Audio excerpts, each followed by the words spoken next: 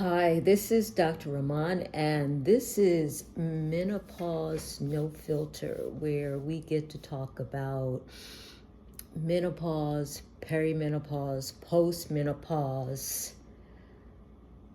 You get to ask whatever questions that you have, and I will try my best to give you a clear, unbiased, researched answer, because I am finding that everyone's talking about menopause, but I get calls from women confused. They go to their primary care doctor or they go to their gynecologist and they leave confused, unsure of what to do. Something's wrong. We have a problem. And my goal is to clarify to the best of my ability.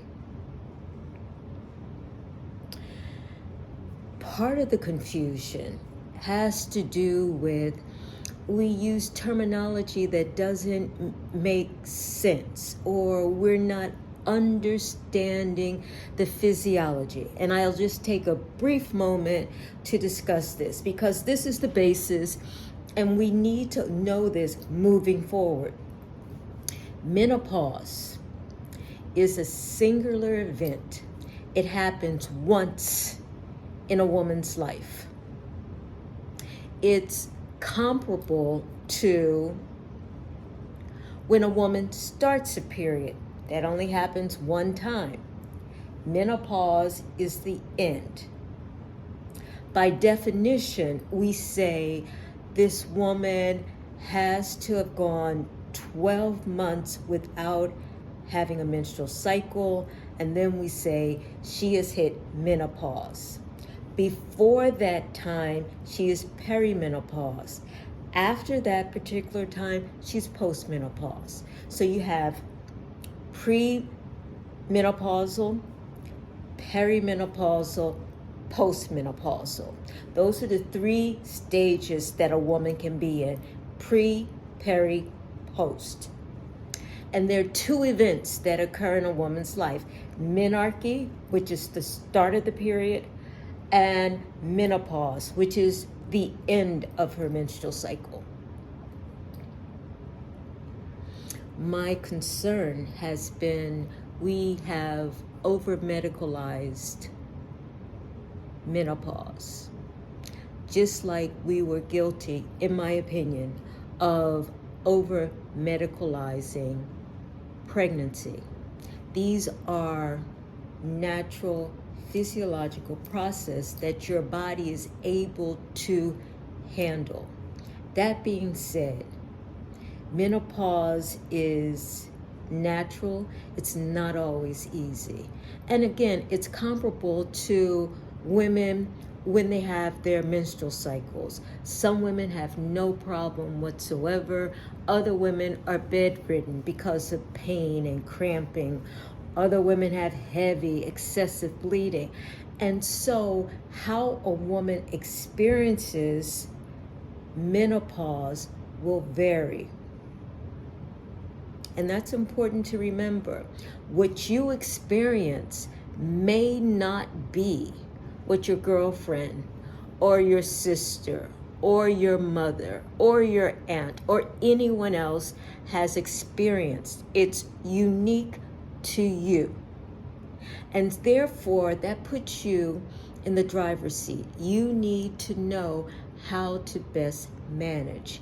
And that's what I want you to feel comfortable with. Whether you're talking to your primary care doctor or you're talking to your gynecologist, you need to feel comfortable and aware of the physiology of what's happening to your body so that you can have a conversation with your healthcare professionals. Today, I'd like to talk about something called the Menopause Rating Scale.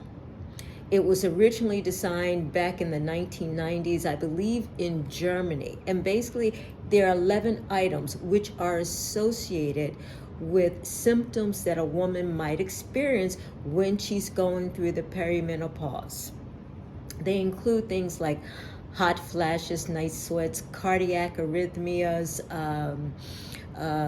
urogenital problems such as dryness or decreased sexual desire. So there are 11 items on this menopausal rating scale, and each item has to be scored from 0 to 5. 0 means I don't have this issue, 1 mild, 2 moderate, 3 severe, and 5 very severe. So for each of these symptoms, you then rate it. And the reason why I think this is good is because we've already said not everyone experiences perimenopause and that change the same way. And so you need to identify what are the symptoms that are unique to you. And one of the ways that you can do it is by using this menopausal rating scale and then rating the severity. What I suggest, and this is just my suggestion, is that you also include on this list anything else that you may be experiencing that is not listed. Because again, this is your experience, and you need to put down every single symptom that you think is a result of menopause, and then you rate it. And the reason for doing this is that you will be able to tell over time what is happening, whether your symptoms are getting better, whether they're getting worse, whether a particular treatment or something that you tried, such as soy milk or black cohosh or hormone pills, whatever option you chose, you could take it and then tell if it's working for you by rating the symptoms. Now, you do this periodically. I would suggest in the beginning, do it every month. And do it every month because you have to allow sufficient time for whatever treatment option you are choosing, whether it's holistic or whether it's medicinal, whether it's something else. You want to give it sufficient time to see if it works. So you rate your menopausal symptoms, you start the treatment, and then at the end of 4 weeks, you assess, am I feeling better? Am I feeling worse? Did it improve the severity of my symptoms? And this is for your own edification. I also suggest that when you go to see your healthcare provider, whether you're talking to the gynecologist or you're talking to your primary care, you can present this to them and say, no, it's not just hot flashes. I'm also experiencing, and then you look at your list and you'll be able to document the severity. This is called a menopausal rating scale. I think it's a useful tool, especially for someone who feels as though this change has not been easy for them, who feel as though they need that extra help. I'm going to leave a link within the description so that you can see what a menopausal rating scale looks like. You can actually create your own. You just list the symptoms.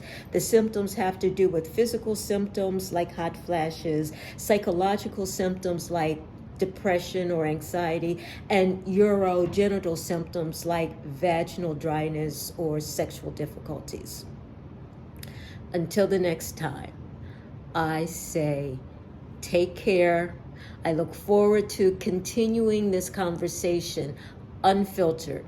Feel free to send me your comments, your questions, and then we'll just keep going.